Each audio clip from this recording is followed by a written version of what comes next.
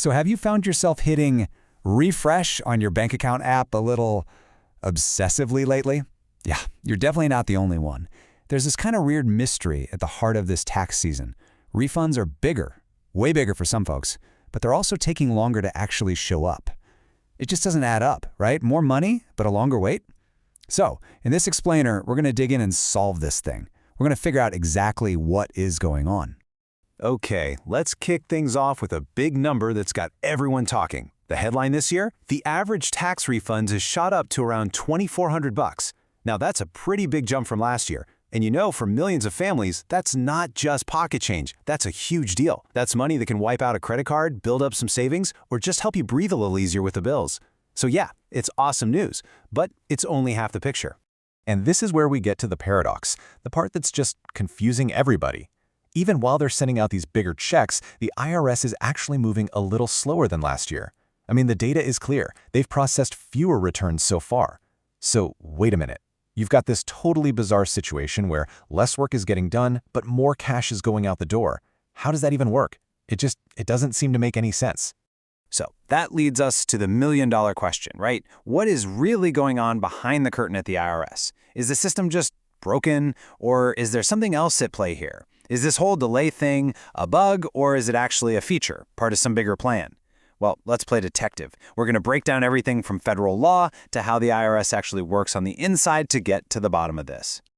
All right, let's get into our first big clue in this mystery. This one is a huge piece of the puzzle. It's a specific law that affects millions and millions of us, and it's probably the biggest reason for that initial slowdown right at the start of tax season.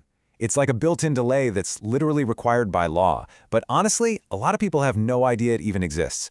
It's called the PATH Act, and really, its whole job is to fight tax fraud. It forces the IRS to take a timeout, to get some extra time to double-check two of the biggest and, let's be real, most targeted tax credits out there, the Earned Income Tax Credit and the Additional Child Tax Credit. So here's the kicker. It doesn't matter if you were the first person in line to file on day one. If your return claimed one of those credits, the IRS was legally blocked. They could not send you a refund before the middle of February, period.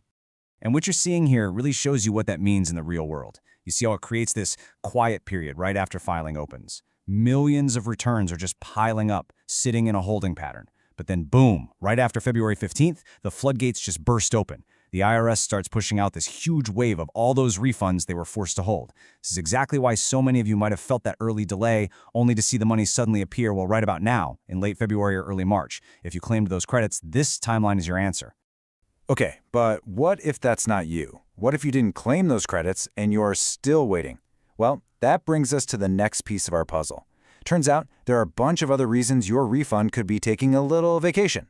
And you know, just understanding what they are can really take the stress level down a notch. So let's get into the nitty-gritty of the IRS review process. So a lot of times, a delay kicks off when your return gets, well, flagged by the computer. It gets pulled out of the fast automated line and handed over to an actual person for a closer look. And the reasons for this can be super simple, stuff you wouldn't even think about. It could be a tiny math mistake or a simple typo. Or maybe the income you put down doesn't quite match what your employer sent in yet. Another big one these days is an identity verification flag. That's happening a lot more as the IRS gets more serious about stopping identity thieves. Now, if you really want to peek behind the curtain, you can actually check out your IRS tax transcript online. Think of the codes you'll see on there as little signals, almost like status updates, from deep inside the IRS system. They basically tell the story of where your return is on its journey. Now, some codes are totally normal. They just mean, yep, it's moving along just fine. But other codes, well, they can be a red flag. They might signal a hold, a freeze, or that a letter's on its way to you, which basically confirms your return got pulled for that manual review we were just talking about. And look, I get it. When you're stuck in this process, it is incredibly frustrating. But it really is a step-by-step thing. Step 1, the computer flags something. Step 2, it goes to a real human being. Step 3, and this is super important, if they need something from you, they're going to send you an official letter in the mail. Step 4, once you send back what they need, they check it out, and finally Step 5, your refund gets unlocked. It's all a very deliberate, if slow, process to make sure the right money goes to the right person. So here's the key takeaway on this part. If you get one of those official-looking IRS envelopes in the mail, do not panic. Seriously, I know it can give you a mini heart attack, but a lot of the time it's just a routine part of this whole verification dance. They might just need you to hop online to verify who you are, Or maybe they need an extra piece of paper for a credit you claimed. The absolute worst thing you can do is just let it sit on the counter. Deal with it right away. That's the fastest way to get your money moving again. And this quote really points to a huge mindset shift, you know? It's so easy to see a delay and think, oh, the system is broken. But a lot of the time, it's actually the complete opposite. It's a sign the system is working. All these extra checks and balances, they're there to protect all of us, and you, personally, from billions of dollars in fraud and identity theft. So when there's a delay, it often just means the system caught something that looked a little off and is hitting the pause button to make sure everything's legit. Which, when you think about it, is a pretty good thing, even if it's a pain while you're waiting. Then, of course, you've got the bigger picture stuff that's totally out of your hands. We all know the IRS has been dealing with staffing issues, and that can really bog down those manual reviews. But even bigger than that is just how you filed. Look at this chart. If you e-file and get direct deposit, you're usually looking at about 3 weeks. Simple. But if you mailed in a paper return, oh man, you could be waiting 6 weeks, maybe even more. Just think about it. Someone has to physically open that envelope, scan it, and type it all in. It just slows the whole machine down to a crawl. So this is where we finally solve our big mystery. When you put all these clues together, you've got the PATH Act, the manual reviews, all the new anti-fraud stuff, you start to see that what's happening this year isn't some epic system failure. Nope, it's a trade-off. It's a fundamental balancing act that's at the very core of our tax system today. And that trade-off is really simple. It's security versus speed. On one side of the scale, yeah, you've got slower processing, more identity checks, and a higher chance of delays. That's the price we pay. But what do we get for that price? On the other side of the scale, you have way better fraud prevention, which means more accurate refunds, and as we've been talking about, those bigger average payouts are actually going to the right people. Basically, the IRS is making a conscious choice to be more careful, even if it makes them a little bit slower. And why is this so important? Well, because these bigger, more accurate refunds are an absolute lifeline for so many people. I mean, for a lot of folks, that refund check is the biggest single chunk of money they'll see all year long. And as you can see here, that money isn't going towards vacations or fancy toys. It's going to the essentials, getting caught up on bills, knocking down that stubborn credit card debt, or maybe, finally, building a little bit of a safety net.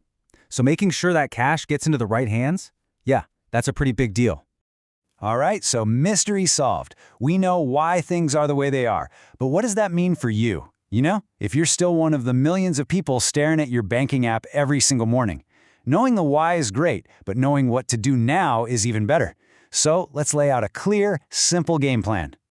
Okay, here's what you need to keep in mind to just keep your sanity. First up, the 21-day rule. If you e-filed, give it at least 3 weeks before you start to panic. Seriously. Second, if you claim the EITC or the child tax credit, just remember that early delay was baked into the system by law, and your refund is probably part of that huge wave going out right now. Third, if a letter from the IRS shows up, deal with it. Don't ignore it. Fourth, for updates, stick to the official Where's My Refund tool on the IRS website. It's your best source of truth. And last, and this is a big one, remember that everyone's timeline is different. Just because your neighbor got their refund doesn't mean something's wrong with yours. Just breathe. You know, when you zoom out, this whole tax season leaves us with a much bigger question to chew on. And it's not just about when you get your money. Look, getting a huge refund check feels great, right? It feels like a bonus from the government. But what is it really?